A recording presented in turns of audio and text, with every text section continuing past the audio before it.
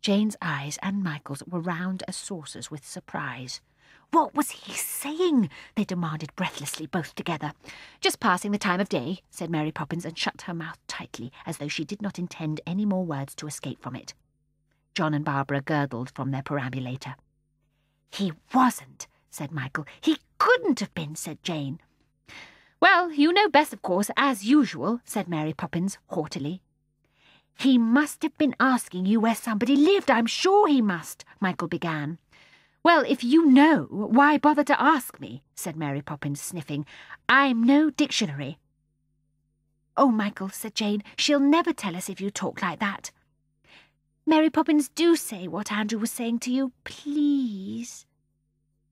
"Ask him. He knows, Mr. Know-all," said Mary Poppins, nodding her head scornfully at Michael. "Oh, no, I don't. I promise I don't, Mary Poppins. Do tell."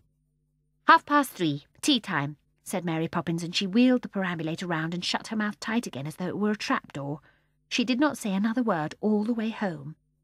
Jane dropped behind with Michael. "It's your fault," she said. "Now we'll never know." "I don't care," said Michael, and he began to push his scooter very quickly. "I don't want to know." But he did want to know, very badly indeed. And, as it turned out, he and Jane and everybody else knew all about it before tea time. Just as they were about to cross the road to their own house, they heard loud cries coming from next door, and there they saw a curious sight. Miss Lark's 2 maids were rushing wildly about the garden, looking under bushes and up into the trees as people do who have lost their most valuable possession. And there was Robertson Eye from number 17, busily wasting his time by poking at the gravel on Miss Lark's path with a broom, as though he expected to find the missing treasure under a pebble. Miss Lark herself was running about in her garden, waving her arms and calling, "Andrew, Andrew, oh, he's lost! My darling boy is lost! We must send for the police! I must see the Prime Minister! Andrew is lost! Oh, dear! Oh, dear!" "Oh, poor Miss Lark," said Jane, hurrying across the road. She could not help feeling sorry, because Miss Lark looked so upset. But it was Michael who really comforted Miss Lark. Just as he was going in at the gate of number 17, he looked down the lane, and there he saw...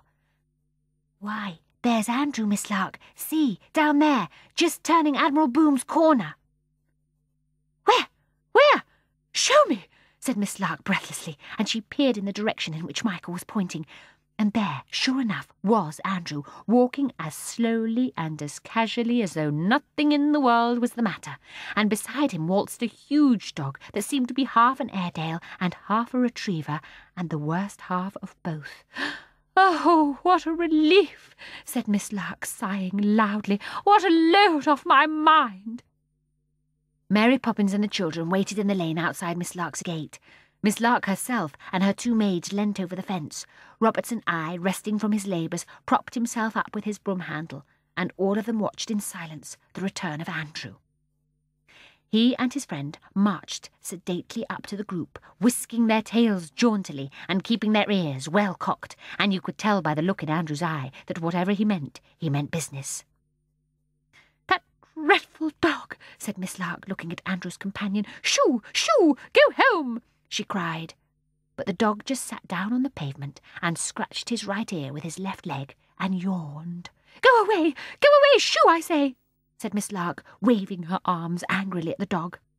"And you, Andrew," she went on, "come indoors this minute, going out like that all alone and without your overcoat. I'm very displeased with you." Andrew barked lazily, but did not move.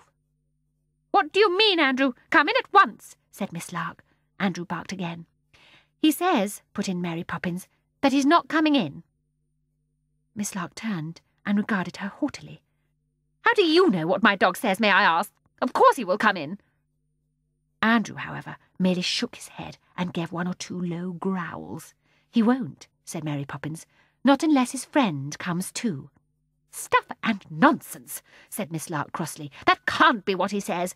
As if I could have a great hulking mongrel like that inside my gate." Andrew yapped 3 or 4 times.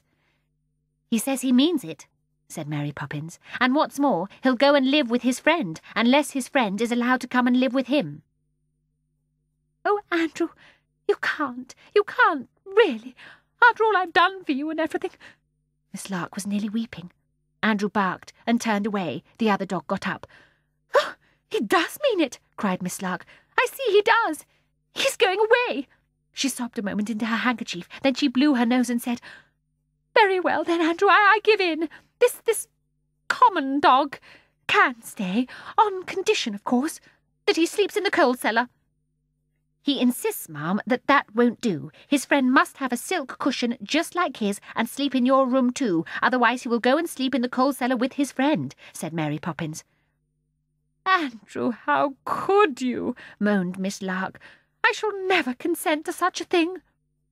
Andrew looked as though he were preparing to depart. So did the other dog. Oh, he's leaving me, shrieked Miss Lark. Very well then, Andrew, it will be as you wish. He shall sleep in my room, but I shall never be the same again. Never, never. Such a common dog.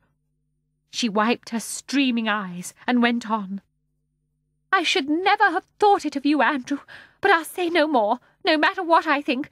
And this creature I shall have to call waif, or stray, or... At that, the other dog looked at Miss Lark very indignantly, and Andrew barked loudly. They say you must call him Willaby, and nothing else, said Mary Poppins, Willaby being his name. Willaby? What a name! Worse and worse, said Miss Lark despairingly. What is he saying now? For Andrew was barking again. He says that if he comes back, you are never to make him wear overcoats or go to the hairdresser's again. That's his last word, said Mary Poppins. There was a pause.